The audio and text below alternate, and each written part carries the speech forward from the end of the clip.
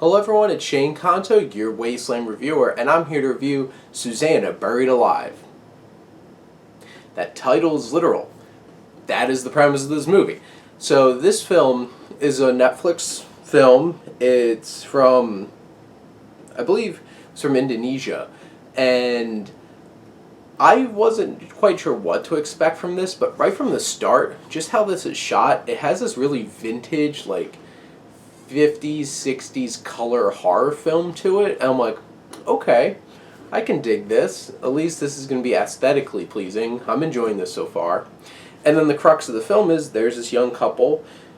Luna Maya plays Suzzanna, and she gets killed and buried.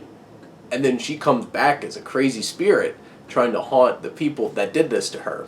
And which is interesting because you watch a horror film and you have this group of protagonists that you want to root for and get away from whatever's haunting them. In this film, it's what's haunting them is the protagonist, and you want that thing to get them because they're bad people. And it was a lot of fun, honestly, to watch this film. And it kind of reminded me a little bit of Evil Dead. It had this campiness to it, underlying it, and like the spirit that Suzzanna becomes has a crazy cackling laugh and just like, I'm going to destroy you, ah!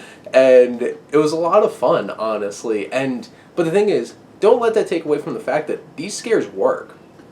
Builds great tension. Rocky Soraya and Angie Umbara are the two directors, and they built some real suspense in this film and really make things work.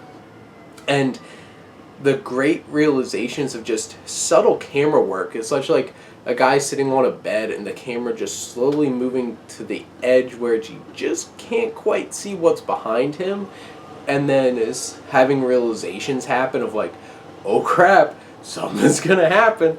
And it works so well in this film. And there's a lot of points though in this film, like this is over 2 hours and they probably could have cut a lot of like subplots and extra characters and stuff like that kind of padded the runtime, which kind of took away from the film for me. It's like I would legitimately get checked out for like a scene or something, but then it pulled me right back. So honestly, this would have been a great film, great horror film, if they probably just trimmed things up a little bit. But honestly, this is a great time. I really enjoyed it. Aesthetically, it's a really cool look to it, very vintage look horror film. This reminded me of like The Love Witch in terms of how it looked.